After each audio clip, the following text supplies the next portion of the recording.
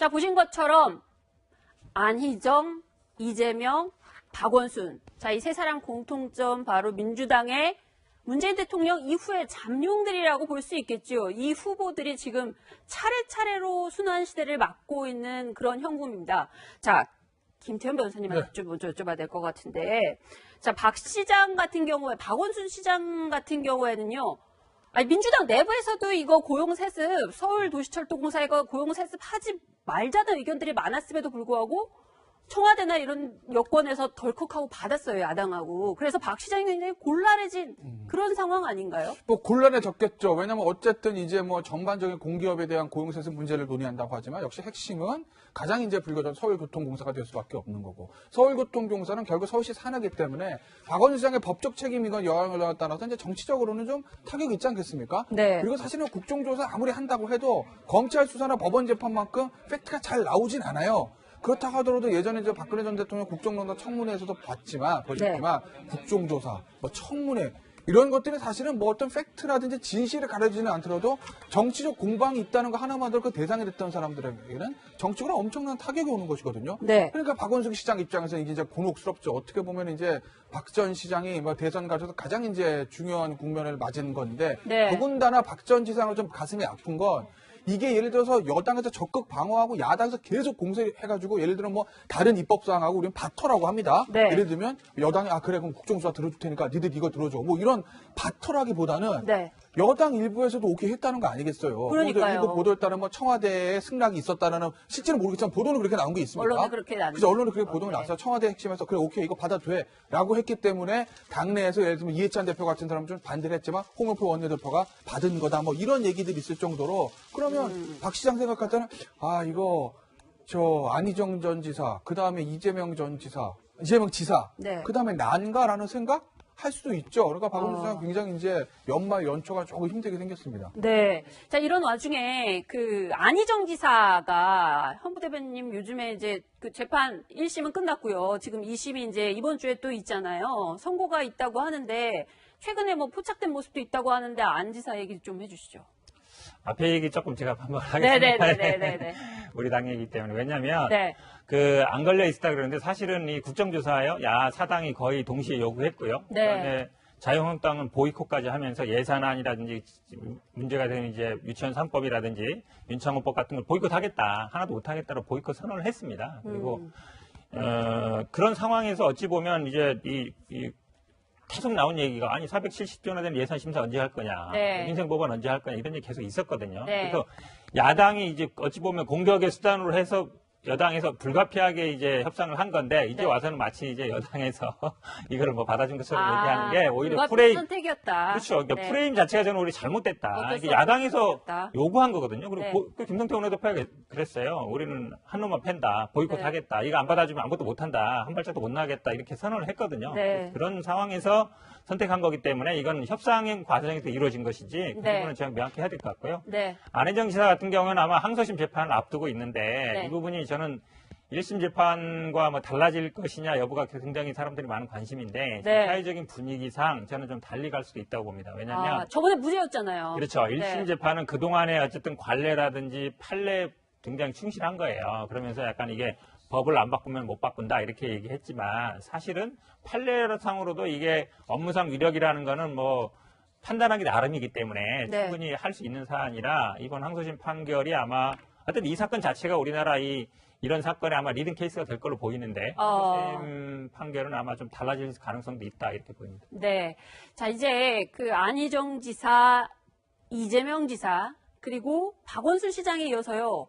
요즘에 여의도나 이런 데서 떠도는 얘기는요, 이도훈 의원님. 네. 김땡땡, 그 다음은 김땡땡의 순환 시대다. 김모 씨라 그래서요, 굉장히 많은 사람들 이름이 거론되고 있거든요.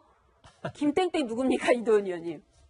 안희박김이라고 해가지고 조원진 의원이죠. 국정감사에서 그 얘기를 해서 이제 이게 화제가 됐는데, 뭐, 결과론적으로는 좀 맞아가고 있는 측면이 있죠. 네. 안희정 지사 지금 뭐, 말씀하신 대로 그렇게 됐고, 이재명 지사 지금 굉장히 어려움에 처했고, 박원순 시장도 국정조사 과정에서 조금 어려움에 정치적인 타격 받을 가능성이 굉장히 크죠. 네. 그 다음에 뭐 김땡땡은 뭐 우리가 다 그 아는 분들인데 네. 그분 중에 한 분은 뭐 타격 받을 가능성이 있고 드루킹 사건 때문에 김경수 지사 같은 분들도 이름이 나오긴 해요. 네, 또 뭐 김 지사는 타격받은 부분도 있지만 또 다 새롭게 떠오를 수 있는 부분도 있는데 제가 이 기사를 봤을 때 드는 느낌은 이 기사는 그 조원진 그 의원이 제기한 안이 바뀐 그 상황에서 쓴 기사가 아니에요. 이분이 아마 여권 핵심부를 굉장히 취재를 열심히 한 것 같아요. 그래가지고 네. 이 이후에 차기 그 권력 재편 방향에 대해서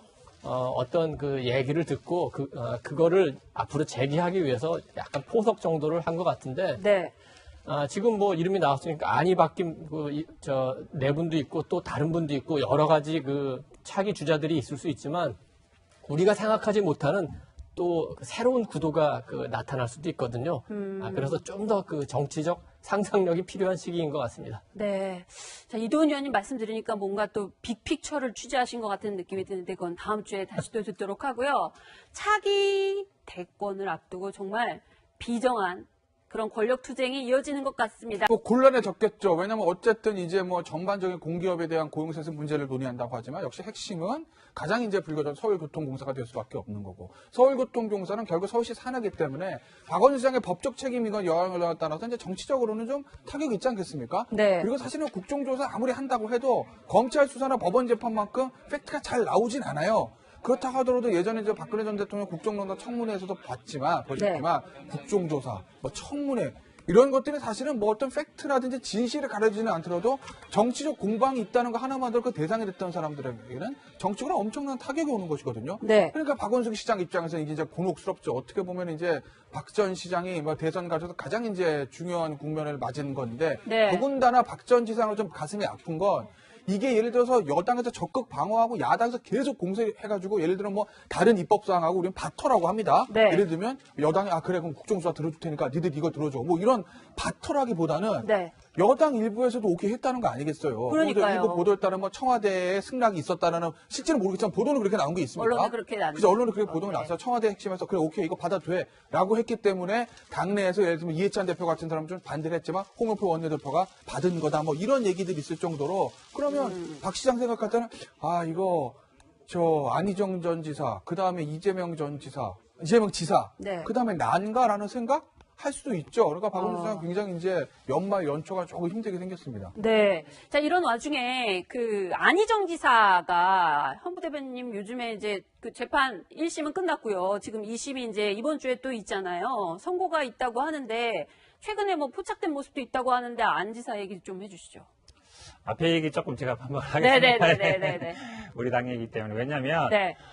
안 걸려 있었다 그러는데 사실은 이 국정조사요, 사당이 거의 동시에 요구했고요. 네. 그다음에 자유한국당은 보이콧까지 하면서 예산안이라든지 문제가 되는 이제 유치원 3법이라든지 윤창호법 같은 걸 보이콧하겠다. 하나도 못하겠다로 보이콧 선언을 했습니다. 그리고, 그런 상황에서 어찌 보면 이제 계속 나온 얘기가 470조나 되는 예산 심사 언제 할 거냐, 네. 민생법안 언제 할 거냐 이런 얘기 계속 있었거든요. 네. 그래서 야당이 이제 어찌 보면 공격의 수단으로 해서 여당에서 불가피하게 이제 협상을 한 건데 이제 네. 와서는 마치 이제 여당에서 이거를 뭐 받아준 것처럼 얘기하는 게 오히려 불가피한 프레임 선택이었다. 그렇죠. 그러니까 네. 프레임 자체가 저는 오히려 잘못됐다. 어쩔 이게 수 야당에서 없었다. 요구한 거거든요. 그리고 네. 그 김성태 원내대표가 그랬어요. 우리는 한 놈만 팬다. 보이콧하겠다. 이거 안 받아주면 아무것도 못한다. 한 발짝도 못 나가겠다. 이렇게 선언을 했거든요. 네. 그런 상황에서 선택한 거기 때문에 이건 협상의 과정에서 이루어진 것이지 그 네. 부분은 제가 명확히 해야 될 것 같고요. 네. 안혜정 지사 같은 경우는 아마 항소심 재판을 앞두고 있는데 네. 이 부분이 저는 1심 재판과 뭐 달라질 것이냐 여부가 굉장히 사람들이 많은 관심인데 네. 사회적인 분위기상 저는 좀 달리 갈 수도 있다고 봅니다. 왜냐하면 저번에 무죄였잖아요. 그렇죠. 1심 네. 재판은 그동안에 어쨌든 관례라든지 판례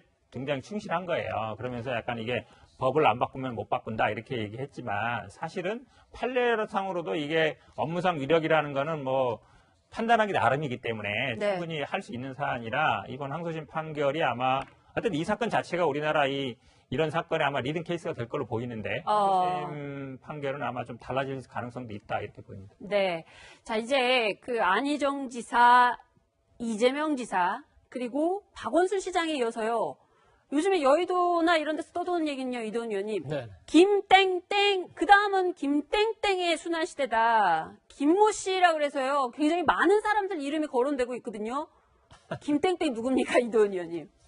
안희박김이라고 해가지고 조원진 의원이죠. 국정감사에서 그 얘기를 해서 이제 이게 화제가 됐는데, 뭐, 결과론적으로는 좀 맞아가고 있는 측면이 있죠. 네. 안희정 지사 지금 뭐 말씀하신 대로 그렇게 됐고, 이재명 지사 지금 굉장히 어려움에 처했고, 박원순 시장도 국정조사 과정에서 조금 어려움에 정치적인 타격 받을 가능성이 굉장히 크죠. 네. 그 다음에 뭐 김땡땡은 뭐 우리가 다 그 아는 분들인데, 네. 그분 중에 한 분은 뭐 타격 받을 가능성이 있고, 드루킹 사건 때문에 김경수 지사 같은 분들도 이름이 나오긴 해요. 네, 또 뭐 김 지사는 타격받은 부분도 있지만 또 다 새롭게 떠오를 수 있는 부분도 있는데, 제가 이 기사를 봤을 때 드는 느낌은, 이 기사는 그 조원진 그 의원이 제기한 안희박김 그 상황에서 쓴 기사가 아니에요. 이분이 아마 여권 핵심부를 굉장히 취재를 열심히 한 것 같아요. 그래가지고 네. 이 이후에 차기 그 권력 재편 방향에 대해서 어떤 그 얘기를 듣고 그거를 앞으로 제기하기 위해서 약간 포석 정도를 한 것 같은데, 네. 지금 뭐 이름이 나왔으니까 안희박김 네 분도 있고 또 다른 분도 있고 여러 가지 그 차기 주자들이 있을 수 있지만, 우리가 생각하지 못하는 또 새로운 구도가 나타날 수도 있거든요. 그래서 좀 더 그 정치적 상상력이 필요한 시기인 것 같습니다. 네. 자, 이도훈 의원님 말씀 들으니까 뭔가 또 빅픽처를 취재하신 것 같은 느낌이 드는데, 그건 다음 주에 다시 또 듣도록 하고요. 차기 대권을 앞두고 정말 비정한 그런 권력 투쟁이 이어지는 것 같습니다.